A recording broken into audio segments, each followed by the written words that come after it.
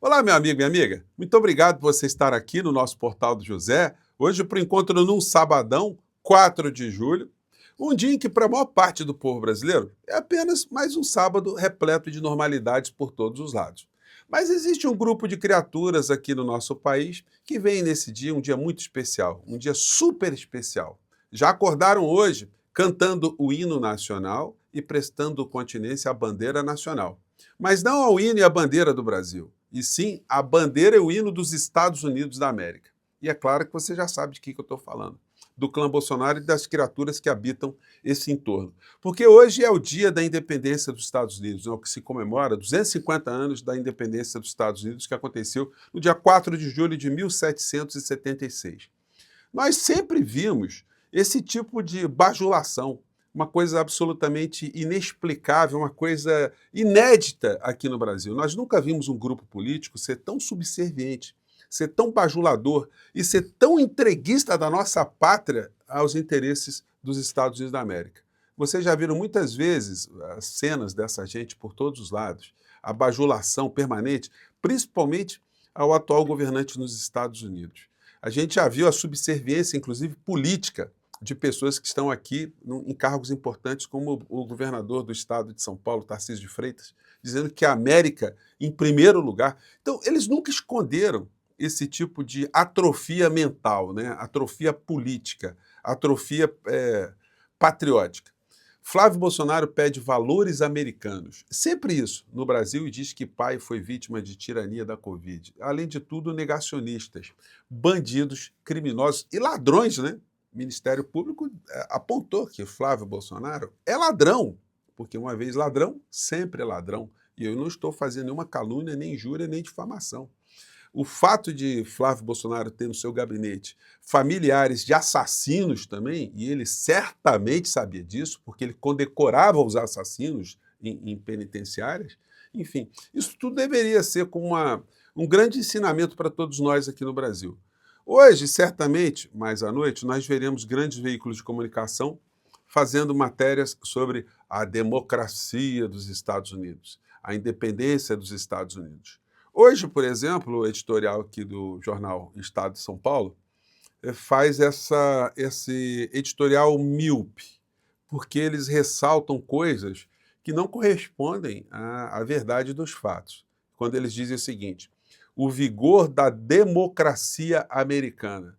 Olha, os cientistas e analistas políticos eles estão colocando em xeque já há algum tempo se aquilo que existe nos Estados Unidos pode ser chamado de uma democracia. Há autores que dizem que lá nós temos, né, o que se tem é uma corporatocracia. As grandes corporações, os endinheirados, controlam a política nos Estados Unidos, elegendo seus representantes no Partido Democrata e seus representantes no Partido Republicano. No entanto, a gente vê que o editorial do jornalão, dizendo que o vigor da democracia americana, ao completar 250 anos de independência sem rupturas, os Estados Unidos reafirmam ao mundo o valor da estabilidade das instituições democráticas, pilar de seu formidável desenvolvimento. Seu formidável desenvolvimento para quem, cara pálida? E outra coisa, né? Lá nunca houve uma ruptura institucional justamente porque o poder econômico sempre esteve comandando a política nos Estados Unidos, apoiando o democrata ou o republicano da vez. Então, essa alternância nunca fez com que tivesse nos Estados Unidos, de fato, o interesse de uma ruptura. O povo norte-americano até hoje não tem acesso à saúde pública. Então, que democracia é essa, né? Que Estado é esse?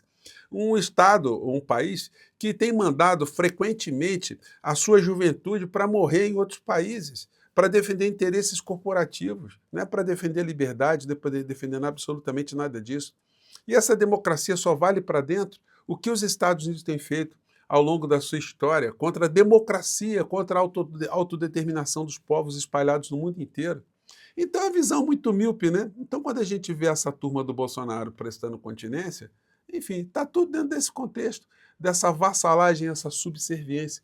Se você der uma pesquisa, meu amigo, hoje é um dia bom para se fazer essa pesquisa, né? Quantos foram os países que os Estados Unidos fizeram interferência na democracia interna desses países, praticando golpes, comandando golpes, influenciando sociedade para destruir o seu sistema interno? enfim, tem vários aqui, olha, Guatemala 1954, Cuba em 1961, República Dominicana em 61, 65, Granada em 1983, Venezuela 2002, 2020, 2026, o Brasil em 64, Argentina, Bolívia, Chile, Equador, Panamá. Gente, a lista é interminável. Sem falar em bombardeios. Cuba, Indonésia, Vietnã, Camboja, Líbano, Líbia, Irã, Nicarágua, Iraque, Iugoslávia, Afeganistão, Paquistão, Somália, Iêmen, Síria. Gente, Sudão, assim, a lista é interminável. E aí, que democracia é essa, né, cara pálida? Hoje é um dia para você também poder rever, se você já viu, né? Isso nunca viu, seria legal você ver, um filme chamado Nascido a 4 de Julho. Essa foto aqui é a foto do Tom Cruise, que interpreta o Ronkovic, que foi um soldado norte-americano que nasceu num dia 4 de julho. Desde criança ele via as paradas militares, enfim. E uma vez ele acabou dentro da escola, veja como é que funcionam as coisas nos Estados Unidos. Né? Dentro de uma escola ele viu um recrutador, né, fazendo palestra de como seria importante, como era bonito o jovem se alistar para ser fuzileiro naval. E ele foi para essa história, acabou no Vietnã, acabou levando tiro e ficou paraplégico. Aí virou um ativista contra a guerra que os Estados Unidos estavam envolvidos naquele momento. Há registros muito interessantes porque a população afrodescendente nos Estados Unidos é composta por aproximadamente 11% de pessoas. No entanto, no front, na guerra no Vietnã, as linhas de frente eram compostas por 25% de soldados negros. Isso no filme é abordado, né, em vários momentos ali. O filme retrata porque o Ronkovic, que foi a pessoa que inspirou o livro e o filme de Oliver Stone, ele vai abordando essas questões, que era uma guerra, sobretudo uma guerra onde você tinha uma desigualdade racial. O Martin Luther King, ele protestou tanto contra esse tipo de situação, porque os Estados Unidos vivenciavam um racismo interno, uma perseguição, uma exclusão de negros de direitos civis, e, no entanto, a grande parcela dos soldados que estavam morrendo lá no Vietnã eram de soldados negros. E aí, isso tudo, gente, dentro do sistema absolutamente corrupto que era o gerenciamento da política nos Estados Unidos naquele tempo, né? Então, quando a gente vê esse tipo de editorial do Estadão enaltecendo a democracia nos Estados Unidos, é uma coisa aviltante, porque isso mostra também como pensa a elite aqui no nosso país e como pensa o bolsonarismo aqui no nosso país. Como eles veem o modelo dos Estados Unidos, que é o modelo das grandes corporações, um modelo a ser replicado aqui no Brasil. Porque as grandes corporações aqui, elas não têm compromisso com o povo brasileiro. Elas têm muito mais conexões com as grandes corporações internacionais do que com o nosso próprio povo. Eles nunca tiveram preocupação concreta e sincera com o povo brasileiro. E por isso eles defendem interesses de uma classe social, de um grande clube. Um clube esse que pessoas como você e eu não somos convidados para entrarmos, né? Estados Unidos já apoiaram de forma oculta 9 golpes militares na América Latina. Estou resgatando aqui algumas matérias, tá? Essa aqui é a matéria do dia 8 de janeiro de 2026. Mas é fácil você pesquisar isso, né? Essa subserviência. Então, esse filme aqui, onde o Tom Cruise faz o papel do Ronkovic, eu não posso colocar aqui cenas do filme, né? Mas é um filme muito elucidativo, é um filme muito crítico. E, inclusive, o Ronkovic, que foi a pessoa que inspirou o filme, ele faz uma pequena ponta nesse filme, né? Nascido a 4 de julho. É um filme muito dramático. E o Oliver Stone, que é o diretor do filme, também foi soldado no Vietnã. Né? Então, são pessoas que passaram por aquelas situações e que tiveram lugar de fala. É só para a gente lembrar, né?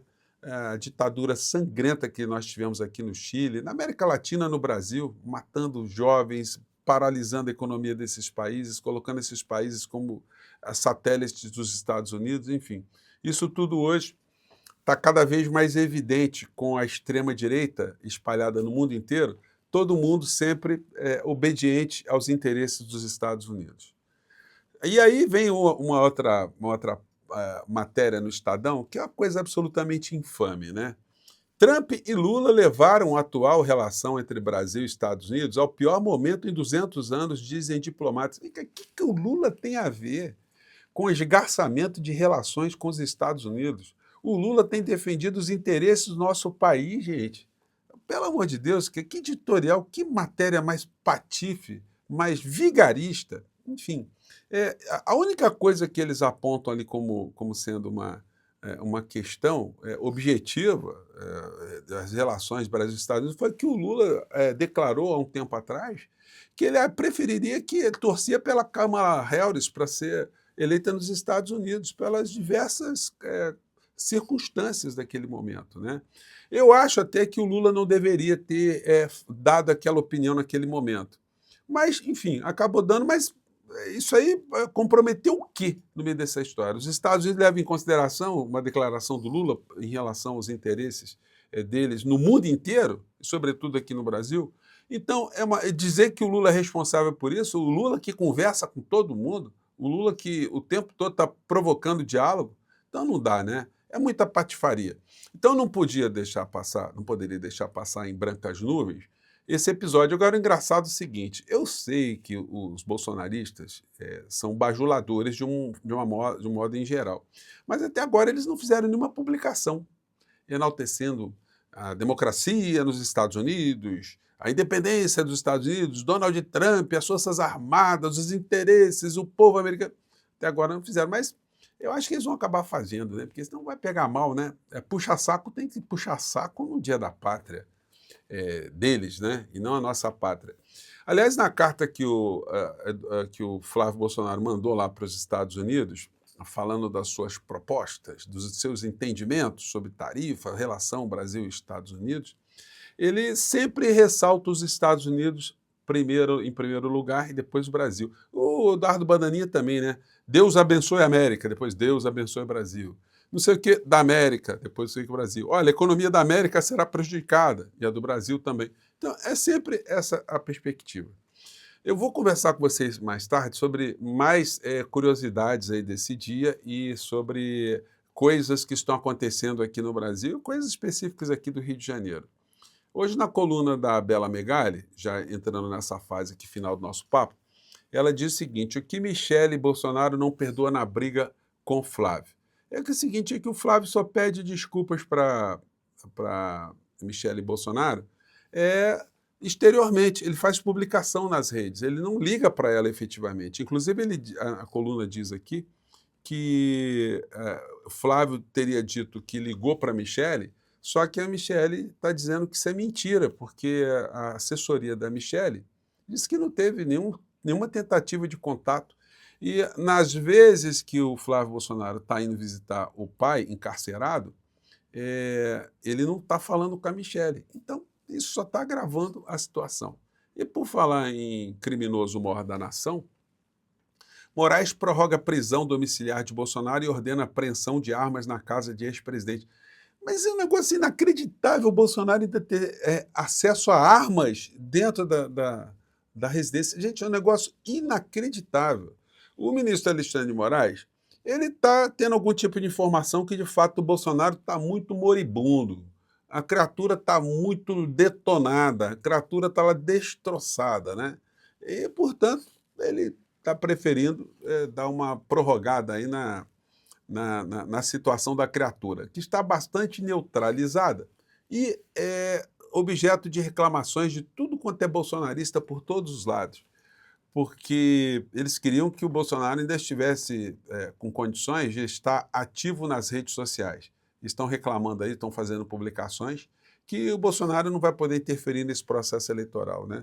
Mas mais interferência do que colocar o filho ladrão, segundo o Ministério Público do Estado do Rio de Janeiro, para tentar usurpar o poder aqui do nosso país mais uma vez, porque essa gente não pensa em democracia, eles pensam em usurpação do poder, para colocar o nosso país sempre como uma nação subserviente aos Estados Unidos da América. Pois bem, eu não sei se ter falado tanto hoje, metido tanta lenha nos Estados Unidos, como é que os algoritmos aqui eles vão entender o nosso papo aqui, como é que eles vão deixar o nosso papo chegar a mais pessoas, né, que não conhecem esse lado obscuro da nação democrática dos Estados Unidos, né? Mas, enfim, estou aqui salientando com vocês porque você é uma pessoa muito especial, uma pessoa muito antenada, e hoje é um dia para a gente fazer essas lembranças e provocações críticas do que tem feito os Estados Unidos em relação ao mundo, né? De fato, eles poderiam ser uma nação inspiradora para muitos povos, mas o que eles têm feito contra o seu próprio povo e contra os povos de várias partes do mundo, gente, não dá para a gente não ter uma visão crítica em relação a isso, né?